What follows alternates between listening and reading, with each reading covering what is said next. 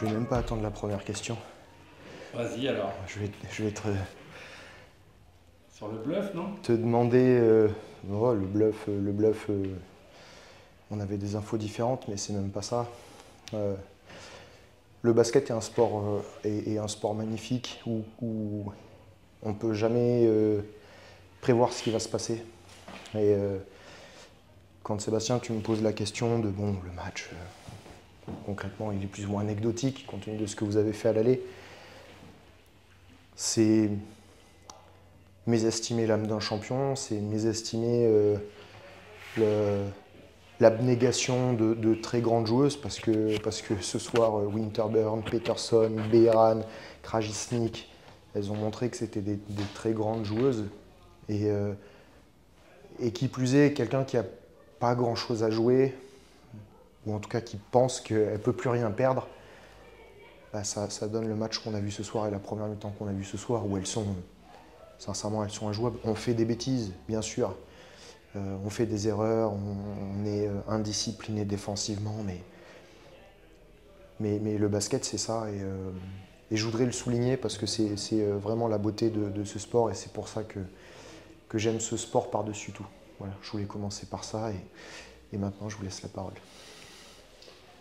Ça veut dire que peut-être vos joueuses ne s'attendaient pas, alors vous n'allez pas le dire quand même, à une telle entame de match de la part des Turcs. Bah, au final, l'entame de match, elle est bonne de notre côté. Oui, mais enfin, je pense sur l'ensemble du premier quart-temps. En fait, on fait 2 erreurs défensives sur Winterburn qui nous amènent à dérailler un petit peu et dérailler défensivement parce qu'on on a des oublis qui sont incompréhensibles et en fait on n'a plus le contrôle de ce qu'on propose offensivement. Donc on perd des ballons et on les laisse rentrer dans des situations de jeu rapide et on les laisse aller dans là où elles ont envie d'aller, c'est-à-dire un match qui est up tempo, un match où elles vont shooter très vite.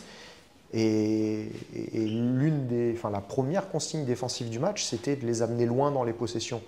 Et pour les amener loin dans les possessions, déjà, il ne faut pas perdre la balle, parce que sinon, forcément, elles peuvent shooter rapidement.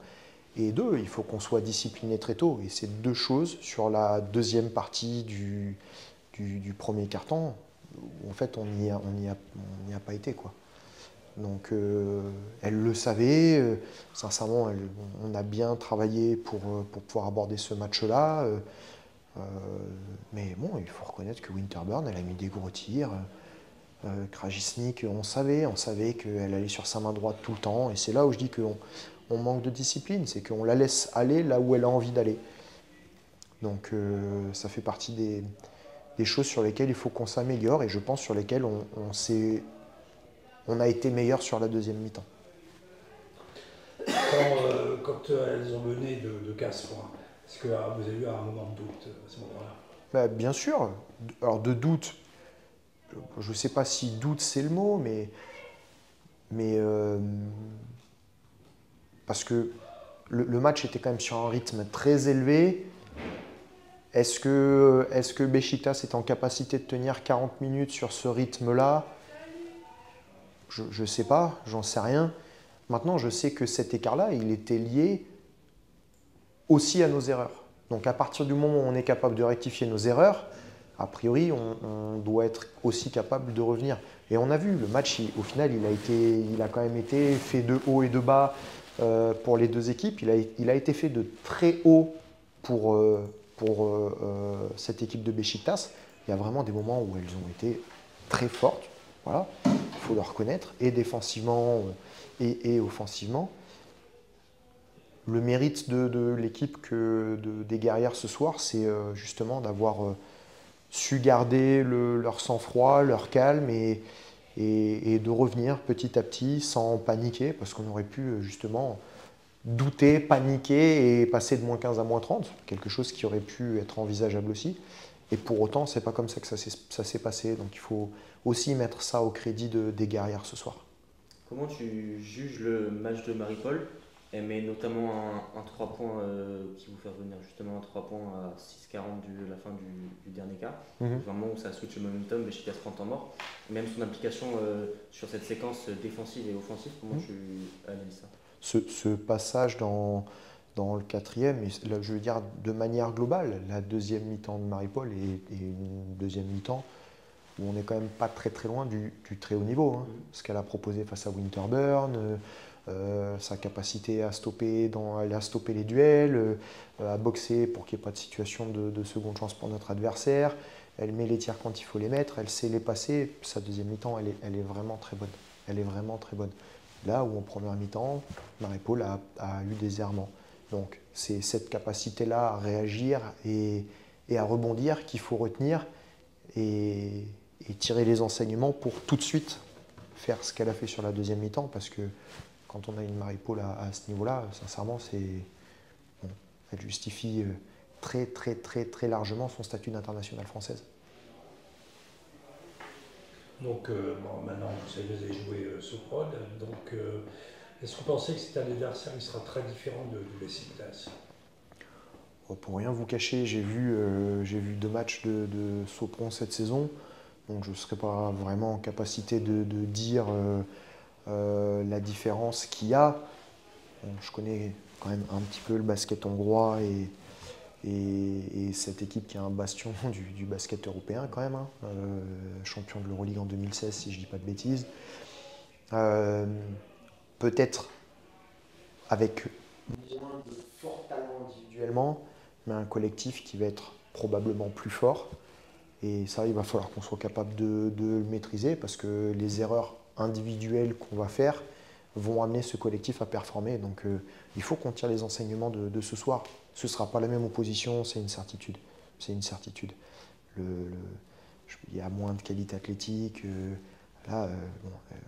Peterson, tout le monde la connaît dans le championnat, c'est quand même, parce qu'elle a évolué en LFB à l'époque. Individuellement, c'est tellement fort.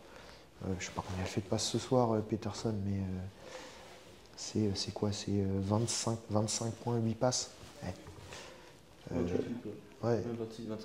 Donc voilà, on n'aura probablement pas ce même type d'individualité, mais on peut peut-être s'attendre à un collectif plus fort, plus construit qu'on a pu rencontrer avec Beşiktaş. Justement, si on revient sur Peterson, Carla m'avait dit lundi que c'était la joueuse la plus forte individuellement qu'elle avait affrontée. Vous avez fait, le marquage était très strict sur elle, mais elle joue quand même 40 minutes et elle tient les 40 minutes. Est-ce que le but c'était de l'essouffler pour qu'elle sorte du match? Forcément, on savait que, compte tenu de l'absence d'Evans et de Fangbele, qu'il allait y avoir des joueuses qui allaient beaucoup jouer. Peterson en fait partie parce que c'est une joueuse qui est hors norme. Donc oui, il a fallu qu'on se relaye. Je pense que Caro fait un bon boulot. Après, je pense qu'on l'a amené à aller à prendre de la profondeur, à aller loin, à ne pas avoir ces situations de tir mid-range qu'elle aime bien avoir. Là où on a été moins bon, c'est que nos intérieurs l'ont quand même pas stoppé dans la profondeur. Et elle a aspiré 2 joueuses avec elle loin, voire même au-delà de l'axe panier-panier, ce qui a laissé Behram en première mi-temps avoir des situations, et Krajnik d'avoir des situations toute seule sous le cercle. Et ça, c'est quelque chose qu'il faut qu'on soit capable de rectifier, parce que c'est pas normal. Mais oui, il fallait qu'on soit à Winterburn sa deuxième mi-temps et pas au niveau de la première, mais en même temps, on a, et Marie-Paul, ce que tu disais tout à l'heure, a élevé le niveau d'intensité, chez Vonte également. Et puis tout ce qu'on a fait en première mi-temps, mine de rien, même si elle a mis des tirs extraordinaires, elle a quand même lâché de la gomme pour pouvoir les mettre. Donc voilà, peut-être qu'on peut regretter le fait de ne pas avoir baissé un peu plus leur pourcentage, mais je le dis et je le maintiens, quand une bête blessée, il n'y a rien de plus dangereux que ça en fait. Le fait de jouer Sopron là, dans même pas une semaine, est-ce que c'est pas un peu court comme timing pour préparer le match? Tu sais, au final, quand on joue tous les 3 jours, là, au final, on a une semaine. C'est du luxe. Hein. Ouais, c'est du luxe. Vous jouez pas en championnat? Ça doit être un week-end de Coupe de France, j'imagine. Donc voilà, vaut mieux ne pas jouer en championnat que la saison s'étire, que les joueuses ne veuillent plus venir en France puisque le championnat est trop long. C'est intéressant de nous laisser des week-ends sans rien après une trêve internationale qui était il n'y a pas si longtemps que ça. De toute façon, c'est incompréhensible. C'est incompréhensible. Ça concerne 4 équipes, hein, la Coupe de France, parce que c'est les demi-finales. Ouais. C'est incompréhensible de mettre 8 équipes pour Pau pour ces raisons-là, alors qu'on était en trêve internationale il y a 2 semaines. Et après, on dira que nos internationales françaises partent. C'est normal qu'elles partent. Bien sûr qu'elles partent. Voilà, c'est mon petit coup de gueule de la soirée. Ça fait quoi de vivre un match à l'extérieur, quasiment dans des tribunes vides, et ici avoir une ambiance où c'était, pour reprendre les mots de Marie-Paul, c'était à celui qui crie le plus fort? Ouais, c'est un super match. Dans l'ambiance, dans l'engouement, c'est extraordinaire de vivre ça. On sait que la communauté turque est très présente et soutient plus ces équipes. Je trouve que c'est ce qu'on a vu ce soir, c'est génial. La communion entre les supporters turcs et leur équipe, la communion entre les supporters turcs et les supporters de Villeneuve à la fin du match. Et le sport, voilà, le sport. C'est juste génial. Moi, je kiffe de voir ça.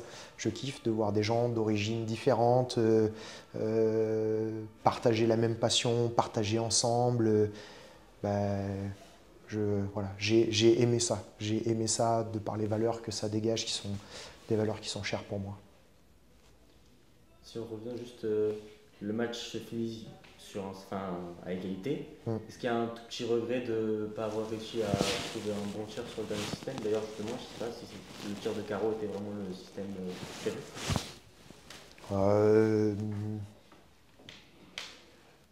Alors, comment je vais dire? Les filles, elles nous ont quand même sucré une prime de victoire là, en ne jouant pas correctement la dernière possession. J'ai les boules. Je trouvais que c'était important de ne pas terminer le match par un match égalité, de gagner à domicile, de comprendre que tous les matchs sont importants et de tous les gagner. C'est vraiment quelque chose qu'il faut qu'on inculque. On a remonté la balle comme on voulait la remonter. Je pense qu'on n'a pas... on a loupé le placement d'une joueuse là, dans la situation qu'on a voulu mettre en place, ce qui a amené des rotations et ce qui a amené le tir de carreau. On a peut-être manqué un peu de discipline sur ce dernier moment. Alors, en soi, on va dire que ça n'a pas de conséquences directes par rapport à la qualification. Et le président sera content et va garder un peu de monnaie dans le portefeuille. Ouais, j'espère que ça ne fera pas une grande différence. C'est bon. Je me permets, qu'est-ce que tu as pensé du trio arbitral ce soir par rapport à...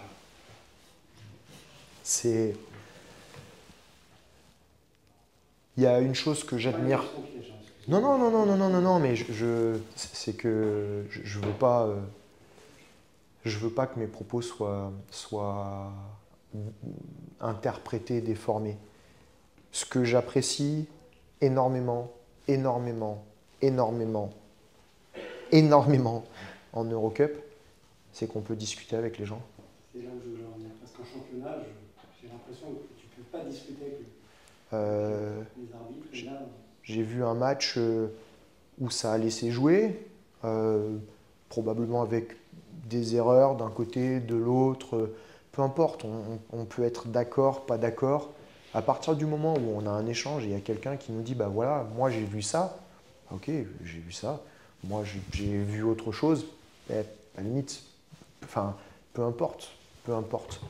Je trouve que cette communication est vraiment importante. La semaine dernière, on a été à Beşiktaş, le coach a été très virulent. Pour autant, ils l'ont laissé se calmer, été discuter avec lui. C'est comme ça, il ne faut pas croire que parce qu'un arbitre vient discuter avec nous, le coach, c'est hop, un claquement de doigts, et puis tout de suite, les émotions, elles sont retombées, tout va bien. Et on est dans un sport d'émotions, on joue nos carrières. Hein. on joue nos carrières. Donc c'est normal qu'il y ait des émotions qui soient exacerbées dans ce cadre-là. C'est extrêmement important pour nous. Et je pense qu'on mériterait de s'inspirer justement de la communication qu'on peut avoir sur ces compétitions-là. Je vais prendre l'exemple toujours de la semaine dernière, chez Vonte Zelous, s'est fait insulter. S'est fait insulter. Il y a une arbitre, chez Vonte est venue me voir pour m'expliquer ce qui s'était passé. L'arbitre est venu pour lui dire, chez Vonte, la personne qui a fait ça, elle attend justement que tu sortes de ton match. Ne lui donne pas raison. Ne lui donne pas raison. Reste concentré sur ce que tu fais. Tu le fais bien en plus. Mais c'est extraordinaire. C'est la pédagogie dont cet arbitre a fait preuve. C'est génial. C'est génial. Après, on est tous humains, on fait tous des erreurs. J'en ai fait ce soir, et peut-être plus que les 3 arbitres réunis. J'ai pas de souci avec ça. J'en ai aucun. Le fait qu'on ne puisse pas communiquer ou qu'il y ait un sentiment d'injustice, parce qu'à un moment donné, quand on reçoit des stops toujours, on a l'impression d'être persécuté en fait. Bah, ça, je trouve que c'est dommageable. Donc ce que j'ai vu ce soir et ce que j'ai vu de manière générale dans la compétition, c'est des arbitres qui laissent beaucoup jouer et pour autant ils l'expliquent. Et des fois, ils disent, bah, effectivement, j'aurais peut-être dû le prendre parce que je pensais que vous alliez avoir un avantage suffisant pour trouver une solution. Vous ne l'avez pas pris. Désolé. Puis il y a d'autres fois, ils mettent une petite tape sur la hanche pour dire, t'as vu, coach, j'ai laissé jouer, vous avez marqué 3 points. Eh ben voilà, c'est comme ça que ça se passe. Donc j'ai vraiment apprécié ce que j'ai vu ce soir et ce que j'ai vu la semaine dernière à Beşiktaş. C'est vrai qu'on voit une différence par rapport au championnat. Je pense que c'est l'expérience des arbitres. Dans la psychologie, dans l'approche. Avec les acteurs, moi je trouve de l'extérieur, je trouve ça quand même assez flagrant. C'est pour ça que je me suis permis de te poser cette question, pour avoir ton ressenti, parce que c'est vrai que quand tu communiques assez avec les arbitres, toujours de façon calme, même si tu peux être véhément à un certain moment, mais ça reste toujours très correct. Et je pense, voilà, en championnat par exemple, il y a des arbitres qui vont peut-être se bloquer, et je trouve que c'est très fluide sur la Coupe d'Europe. Et je vais faire un compliment parce que, et je le pense sincèrement, je pense que techniquement, les arbitres français sont très forts. Vraiment. Vraiment. Dans la façon dont ils voient les choses. Vraiment, je les trouve forts. Et peut-être qu'il faudrait qu'ils soient moins forts parce que quand ils font une boulette, ça se voit plus parce qu'ils n'en font pas le reste du temps. Mais je les trouve vraiment techniquement forts. Je pense qu'on mériterait d'avoir une meilleure communication les uns avec les autres et de se dire qu'en fait, on est là pour collaborer les uns avec les autres, pour qu'il y ait un spectacle. Parce que la finalité, c'est que les supporters de Beşiktaş soient venus et qu'ils aient passé une belle soirée et que les supporters, partenaires privés, publics de l'ESBEALM soient venus ce soir et aient passé un bon moment. La finalité, c'est celle-là.